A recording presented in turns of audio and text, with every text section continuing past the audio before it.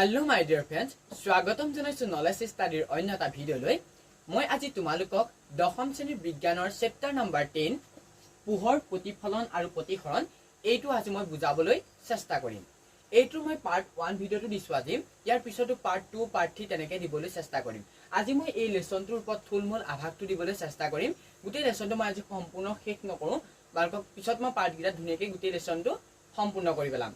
তেন্তে হা আজি পলম নকৰি ভিডিঅ'টো আৰম্ভ কৰো। তাৰ আগতে তোমালোকক কওঁ, তোমালোকৰ ওচৰত যদি কিবা কিতাপ আছে বিজ্ঞানৰ দশম শ্ৰেণী, তেতিয়া তোমালোকে কিতাপখন উলিয়াই লোৱা আৰু অনুদান কৰিবৰ বাবে এখন বহি উলিয়াই লোৱা। মই কিতাপখন উলিয়াই লৈছো, তোমালোকেও ভালদৰে উলিয়াই লৈ পঢ়ি লোৱা। তেন্তে হা আজি পলম নকৰি ভিডিঅ'টো আৰম্ভ কৰো। আমাক দিয়া আছে চেপ্টাৰ নম্বৰ 10, দশম শ্ৰেণীৰ চেপ্টাৰ নম্বৰ 10 পোহৰ প্ৰতিফলন আৰু প্ৰতিসৰণ। পোহৰ মানে তোমালোকে জানাই যে পোহৰ নহলে আমি কেতিয়াও জীয়াই থাকিব নোৱাৰো। আৰু এই পোহৰ আমাক দৈনন্দিন জীৱনত সকলোকে প্ৰয়োজন হয়। পোহৰ আমি সূৰ্যৰ পৰা পাওঁ, হয়নে? সেইভৰি অৰ্থাৎ তোমালোকৰ সেই পোহৰৰ প্ৰতিফলন আৰু প্ৰতিসৰণ। আজি চোৱা, প্ৰতিফলন আৰু প্ৰতিসৰণ এই লেসনটো দিয়া আছে। এই প্ৰতিফলন আৰু প্ৰতিসৰণ এইবোৰ হৈছে পোহৰৰ একোটা ঘটনা। তেন্তে আজি প্ৰতিফলননো কি আমি আজি চাওঁ। তোমালোকে সকলোৱে চাগে ক্ৰিকেট খেলাই। ক্ৰিকেট খেলতে দেখিবলৈ পাবা এটা বল থাকে, সেই বলটো যেতিয়া তোমালোকে ৱাললৈ মাৰি দিয়া, সেই বলটো জাম্পিং হৈ আকৌ ঘূৰি আহে, হয়নে? তেনেদৰে ঠিক সেইদৰেই যে যেতিয়া আমি পোহৰ এটা কোনো এটা উৎসৰ পৰা পোহৰ এটা পৰা যায় আৰু সেই পোহৰটো আহি কোনোবা এখন পৃষ্ঠত খুন্দা খাই আকৌ বেলেগ ঠাইলৈ ঢালি মেলে, সেইটোৱে হৈছে প্ৰতিফলন। অৰ্থাৎ এটা উৎসৰ পৰা যেতিয়া পোহৰ এটা আহি আকৌ সেই পৃষ্ঠখনত উভতি গুচি যায়, সেইটোৱে হৈছে প্ৰতিফলন। হল প্ৰতিফলনটো তোমালোকৰ হৈ গ'ল ধাৰণাটো। তাৰপিছত চোৱা প্ৰতিসৰণ। প্ৰতিসৰণটো কি হৈছে, তোমালোকৰ ঘৰৰ খিৰিকীৰ পৰা দেখিবা যদি গ্লাছ লগাই থৈছা, গ্লাছ লগাই থৈতে দেখিবা ক'ৰবাৰ পৰা পোহৰটো পৰি, যিটো সূৰ্যৰ পৰা অহা পোহৰটো পৰি পেলাই সেই গ্লাছখনেদি পাৰ হৈ পেলাই পোহৰটো আহে। সেই গ্লাছখন হৈছে সেই গ্লাছখনত যেতিয়া পোহৰটো পৰে, সেই পোহৰটো আকৌ গ্লাছখনেদি পাৰ হৈ গুচি আহে, সেইটো হৈছে প্ৰতিসৰণ। অৰ্থাৎ প্ৰতিফলন আৰু প্ৰতিসৰণ আমি এইটোৱে বুজিব পাৰো যে প্ৰতিফলন হৈছে কোনো এটা উৎসৰ পৰা অহা পোহৰ সেই পৃষ্ঠখনত পৰি যেতিয়া আকৌ অইন ঠাইলৈ ঢালি মেলে, অৰ্থাৎ অইন জেগালৈ প্ৰতিফলিত হয়, সেইটোৱে হৈছে প্ৰতিফলন। অৰ্থাৎ যেতিয়া আকৌ সেই দাপোনখনৰ মাজেদি, অৰ্থাৎ তোমালোকৰ গ্লাছখনৰ মাজেদি পাৰ হৈ যাব পাৰে, সেইটো হৈছে প্ৰতিসৰণ। তেন্তে হা আজি আমি এইটো বুজি যাওঁ। মই তোমালোকক প্ৰতিসৰণৰ ওপৰত পাছত পঢ়াম। আজি মই প্ৰতিফলনৰ ওপৰত অলপ বুজাম। প্ৰতিফলন যে প্ৰতিফলনৰ ক্ষেত্ৰত তোমালোকৰ এই লেসনটো গোলাকাৰ দাপোনৰ ওপৰত দিছে। আমি গোলাকাৰ দাপোনৰ ওপৰত জনাৰ আগতে সমতল দাপোনৰ ওপৰত থুলমূলকে অলপ জানি লওঁ। সমতল দাপোনৰ জানিবলৈ চোৱাৰ আগতে আমি এইটো জানিব লাগিব যে প্ৰতিফলনৰ দুটা সূত্ৰ আছে, আৰু সেই সূত্ৰ দুটা আমি আজি কেনেকেনো হয় আমি চাওঁ আহা। এইখন এখন হৈছে পৃষ্ঠ,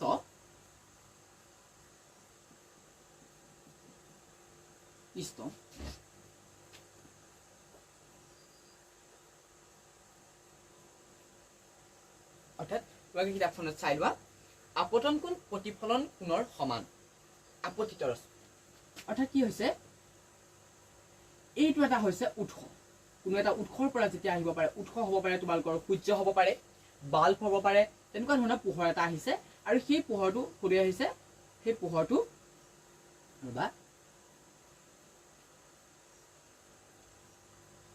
আহিছে আৰু এইফালে গুচি গৈছে। অৰ্থাৎ আপতিত ৰশ্মি, এইটো হৈছে আপতিত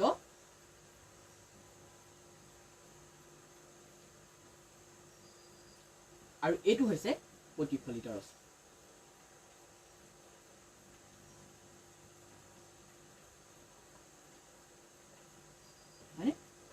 প্ৰতিফলিত ৰশ্মি আৰু এইখন হৈছে এখন পৃষ্ঠ, হয়নে? আৰু এইডাল হৈছে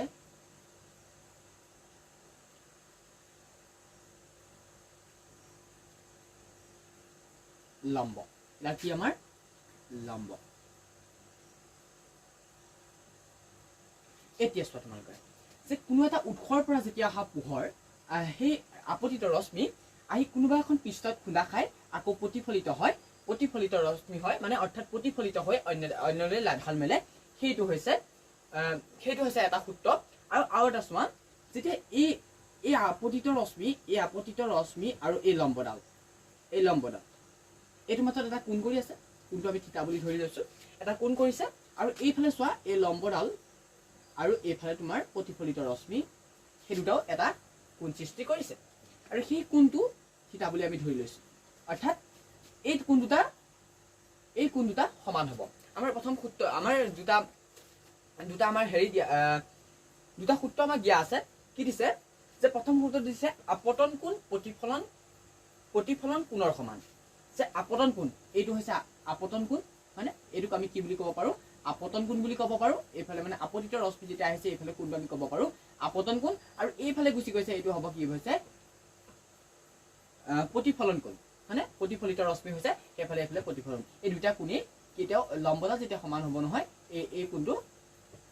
এই কোণ দুটা সমান হ'ব অৰ্থাৎ আমি প্ৰথম সূত্ৰটো ক'ব পাৰো প্ৰতিফলনৰ সূত্ৰ আমি দুটা পাওঁ সেই প্ৰথম সূত্ৰটো ক'ব পাৰো যে আমি আপতন কোণ প্ৰতিফলন কোণৰ সমান আৰু দ্বিতীয় সূত্ৰটো আহিলে ইয়াত দিয়া আছে আপতিত ৰশ্মি দাপোনৰ আপতন বিন্দুত টনা লম্ব আৰু প্ৰতিফলিত ৰশ্মি একেখন সমলতে থাকে আপতিত ৰশ্মি অৰ্থাৎ এডাল কি হৈছে আমাৰ উৎসৰ পৰা কোনোবা এটা আপতিত ৰশ্মি আহিছে হয়নে নহয় আপতিত ৰশ্মি আহিছে কোনোবা এটা উৎসৰ পৰা আৰু কি কৈছে দাপোনৰ আপতন বিন্দুত টনা লম্ব এইটো হৈছে দাপোন এইখন হৈছে আমাৰ দাপোন হয় নহয় এখন পৃষ্ঠ বোলে আমি দাপোন বুলি ধৰি লৈছো এখন পৃষ্ঠ আৰু এইটো হৈছে বিন্দু হয়নে এইটো হৈছে বিন্দু এটা আপতন বিন্দুত এই বিন্দুত টনা লম্বডাল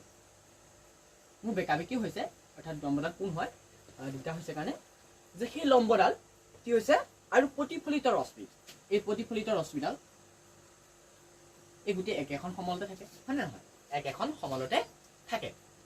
এইটো হৈছে দ্বিতীয় সূত্ৰটো আমি গম পালো প্ৰথম সূত্ৰটো আমি মনত ৰাখিব লাগিব যে আপতন কোণ প্ৰতিফলন কোণৰ সমান অৰ্থাৎ এইফালৰ পৰা আপতিত ৰশ্মিডালে যিটো কোণ কৰিব আৰু প্ৰতিফলিত ৰশ্মিডালে যিটো কোণ কৰিব সেই দুটা কোণ সমান আৰু দ্বিতীয় সূত্ৰটো ক'ব লাগিব যে আপতিত ৰশ্মি আপতন বিন্দুত টনা লম্বডাল এইডাল আপতন বিন্দুত টনা লম্বডাল আৰু প্ৰতিফলিত ৰশ্মি একেখন সমলতে থাকে অৰ্থাৎ সেই গোটেইকেইটা বস্তু একেখন সমলতে থাকে তেন্তে আজি তোমালোকৰ এই সমতল দাপোনৰ ক্ষেত্ৰত প্ৰতিফলনৰ সূত্ৰকেইটা তোমালোকে গম পালা তেন্তে তাৰ আজি আমি পিছলৈ যাওঁ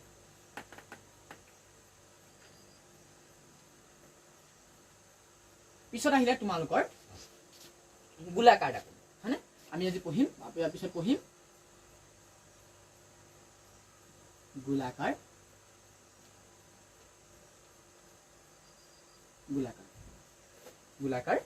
দাপোন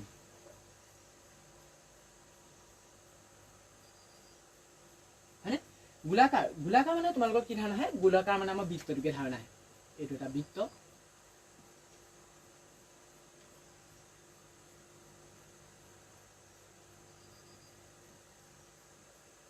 বেকা হৈছে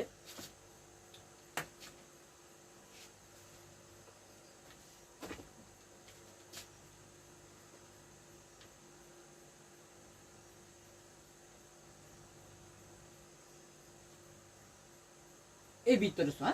এই বৃত্তটো এটা কি থাকে এটা বিন্দু থাকে আৰু বৃত্তত কি থাকিব পাৰে বৃত্ত ব্যাসাৰ্ধ থাকিব পাৰে আৰু সেই ব্যাসাৰ্ধটো আমি কিহে বুজাওঁ স্মল r হয়নে সেই বৃত্ত আমি ব্যাসাৰ্ধ থাকিব পাৰে এই বৃত্তটো আমি যেতিয়া এটা সাইড মুহাই দিওঁ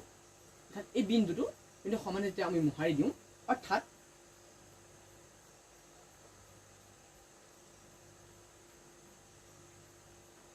যেতিয়া আমি ইয়াৰ পিছফালে আমি যেতিয়া এটা ৰং কৰোঁ অৰ্থাৎ তোমালোকে আইনাখনৰ কথাটোৱে তোমালোকে ধৰিব পাৰিবা যেতিয়া আমি পিছফালটো আমি ৰং কৰি দিওঁ অৰ্থাৎ তোমালোকে আইনাখন দেখিবলৈ বা আইনাখনৰ পাছফালটোক এটা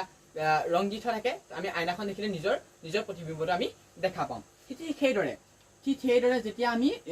এই সন্মুখৰ ফালেদি চাব পাৰোঁ পাছফালটো যেতিয়া ৰং দি থকা থাকিব তেতিয়া এনেকুৱা আকৃতিৰ সৃষ্টি হ'ব যেতিয়া দাপোনখন এটা বৃত্তৰ যেতিয়া দাপোনখন এনেকুৱা হ'ব সেইখন হৈছে অবতল দাপোন তেতিয়া আকৌ আমি বৃত্তটোৰ চোৱা এটা আকৌ বৃত্ত একে ব্যাসাৰ্ধ আৰু বিন্দু থাকিবই তেতিয়া আমি চাম যেতিয়া আমি এটা বৃত্তৰ এফাল এনেকৈ কৰি যেতিয়া আমি ভিতৰৰ ফালে ৰং মাৰি দিম হয়নে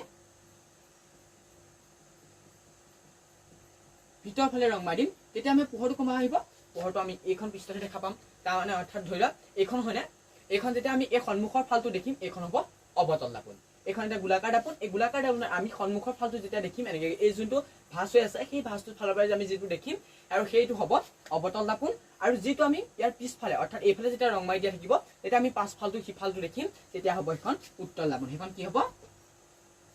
উত্তল তেতিয়া হ'ব উত্তল দাপোন হ'ল এতিয়া উত্তল দাপোন আৰু অৱতল দাপোন তোমালোকে ভালদৰে চাই ল'লা যে ইয়াত তোমালোকৰ আহিছিলে দেই প্ৰতিফলনৰ দুটা যেতিয়া সূত্ৰ পালো সেই দুটা তোমালোকৰ পৰীক্ষাত অহা দেখা পোৱা যায় এটা তোমালোকে ভালদৰে মই ধুনীয়াকৈ বুজাই দিছো তোমালোকে গম পালাই সেই দুটা সূত্ৰ তোমালোকে মনত ৰাখিবা তাৰপিছত চোৱা অৱতল দাপোন আৰু উত্তল দাপোন তোমালোকে গম পালাই তাৰপিছত আহোঁ চাওঁ আমি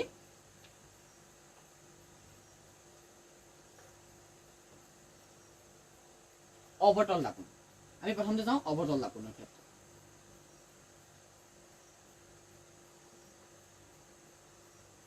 এখন এখন অৱতল দাপোন হয়নে নহয় পাছফালে যেতিয়া আমি ৰং কৰা থাকিব তেতিয়াহ'লে সেইখন হ'ব অৱতল দাপোন এই অৱতল দাপোনৰ এডাল ৰেখা সৰল ৰেখা হয়নে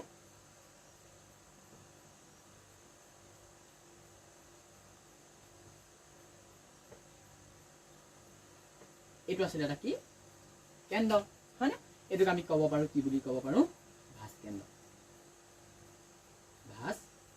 কেন্দ্ৰ তাৰপিছত চোৱা এই যোনটো বিন্দুত পৰিছেগে এই বিন্দু হ'ব মেৰু আৰু মেৰুটোক আমি কিহেৰে বুজাওঁ পিৰে বুজাওঁ আৰু ভাঁজ কেন্দ্ৰটোক আমি কিহে বুজাওঁ চিৰে যেতিয়া আমি এটা বৃত্তৰ যেতিয়া আমি চাম ভাঁজ কেন্দ্ৰটো থাকিব এইটোক আমি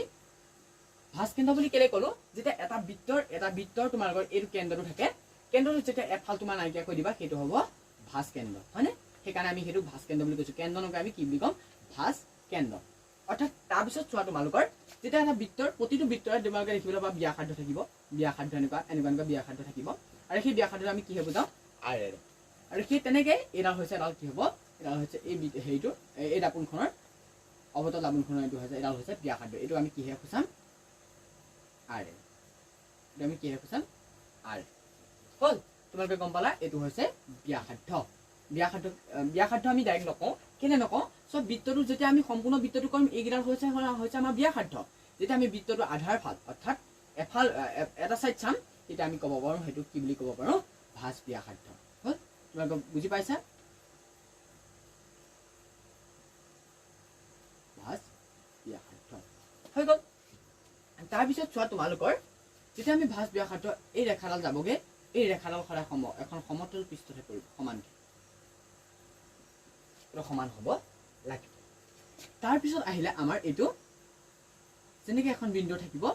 এই ব্যাসাৰ্ধটো যেতিয়া আমি দুভাগ কৰোঁ সেই দুভাগ কৰোঁ যিটো বিন্দুৰ সৃষ্টি হ'ব এই যেতিয়া আমি এখন দুভাগ কৰি দিওঁ তেতিয়া এই ভাগটো সমান হ'ব লাগিব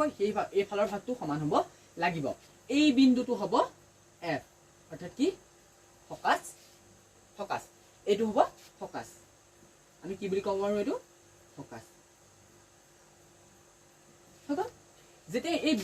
ভাঁজ কেন্দ্ৰৰ গৈ পেলাই এইটো মেৰুতেই পৰিবগৈ এডাল হৈছে এডাল ৰেখা এডাল হৈছে এটা ব্যাসাৰ্ধ ঠিক তেনেদৰে ফকাছৰ পৰা মেৰুলৈ এডাল হৈছে ব্যাসাৰ্ধ হয়নে আৰু এইডালক আমি কি ক'ব পাৰোঁ এইডালক কি বুলি ক'ব পাৰোঁ আমি ফকাছ দৈৰ্ঘ্য হৈ গ'ল তেতিয়াহ'লে আমি কি বুলি ক'ব পাৰোঁ তেতিয়াহ'লে ফকাছ দৈৰ্ঘ্য কাৰণ যেনেদৰে ভাঁজ কেন্দ্ৰও গৈ পেলাই ভাঁজ কেন্দ্ৰৰ মেৰুৱে এডাল হৈছে ব্যাসাৰ্ধ ঠিক তেনেদৰে ফকাছৰো এডালৰ মেৰু হৈছে এডাল ফকাছ দৈৰ্ঘ্য তোমালোকে গম পালা ঠিক সেইদৰে এইকেইটা আমি এই কনচেপ্টটো আমি মনত ৰাখিব লাগিব ৰশ্মি চিত্ৰও তোমালোকক মই ইয়াৰ পিছত দিম সেই ৰশ্মি চিত্ৰবোৰ তোমালোকে ধুনীয়াকৈ কৰিব পাৰিবা ঠিক তেনেদৰে আকৌ চাওঁ আমি উত্তল দাপোনৰ ক্ষেত্ৰত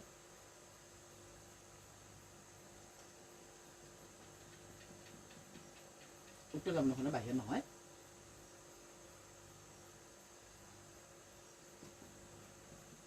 তেতিয়া আমি এই ভিতৰৰ ফালে ৰং মাৰিম অৰ্থাৎ এইটো কি হ'ব আকৌ এটা সৰল ৰেখা অন্তনা হ'ব তোমাক মই আগত কোৱা থাকি গ'ল যেতিয়া আমি এটা সৰল ৰেখা টানি দিম এই সৰল ৰেখা এইডালক কোৱা হয় কি বুলি গম পোৱা নে মুখ্য অক্ষ ইয়াক কি বুলি কোৱা হয় মুখ্য অক্ষ অৰ্থাৎ কি হ'ল এইটো মেৰু আমি মেৰু জানো পি মেৰু আৰু এইটো হৈছে ভাস কেন্দ্ৰ হয়নে এইটো হৈছে ভাস কেন্দ্ৰ ভাস কেন্দ্ৰক আমি কি বুজাওঁ শ্ৰীৰে ভাস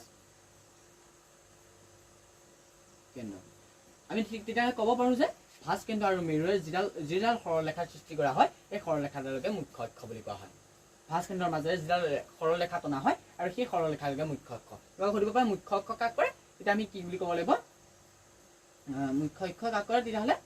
যে ভাস কেন্দ্ৰ আৰু মেৰুৰ মাজেৰে যিডাল সৰল ৰেখা টনা হয় সেইডালকে মুখ্য অক্ষ বুলি কোৱা হয় ঠিক তেনেদৰে আমি যেনেদৰে অৱতল লাপনৰ ক্ষেত্ৰত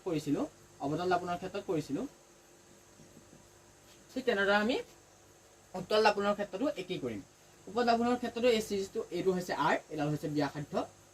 আমি আৰে খুচালো ব্যাসাৰ্ধ ঠিক তেনেদৰে এইটো হৈছে মাজৰ মধ্যম বিন্দু ব্যাসাৰ্ধৰ মধ্যম বিন্দু ব্যাসাৰ্ধডাল যেতিয়া আমি দুভাগ কৰি দিম সেই বিন্দুটো যিটো হ'ব সেইটো হ'ব ফকাছ আৰু এডাল হৈছে ফকাছৰ দৈৰ্ঘ্য হয়নে এডাল হৈছে ফকাছ এইফালৰ পৰা এইখন ফকাছ দৈৰ্ঘ্য আৰু এই গোটেইডালক কি বুলি কোৱা হয় আমাৰ ব্যাসাৰ্ধ বুলি কোৱা হয় আৰু যেতিয়া এই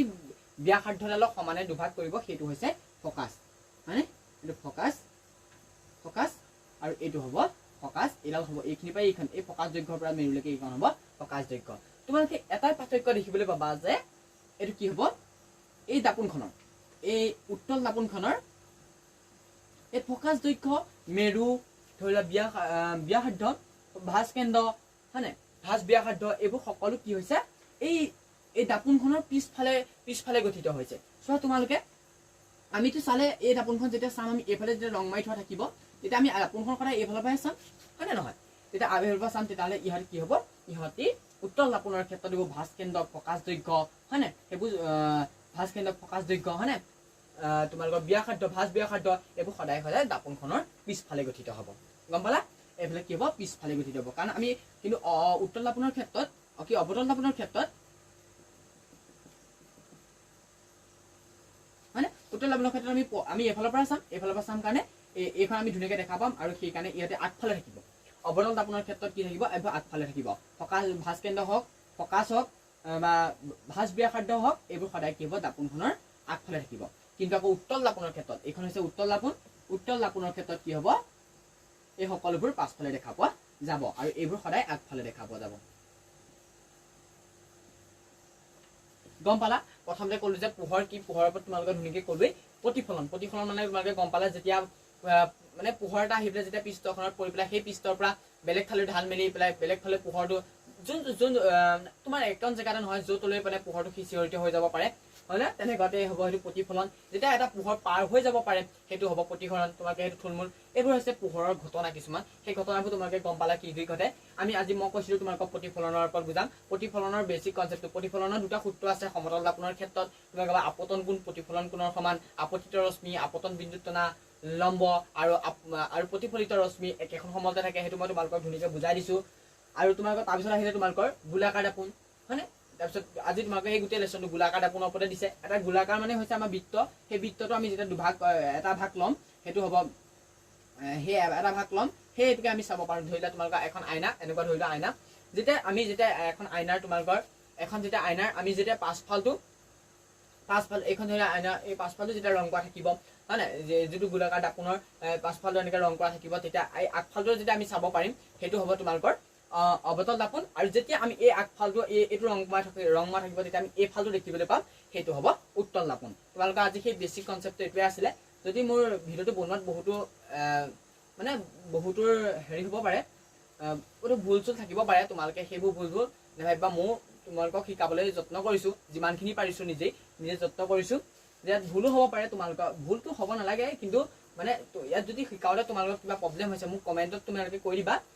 আৰু ভিডিওটো ভাল লাগিছে তুমি তোমালোকে লাইক কৰিবা চেনেলটো সাবস্ক্ৰাইব কৰিবা বহুতে ভিডিওটো চোৱা কিন্তু চেনেলটো সাবস্ক্ৰাইব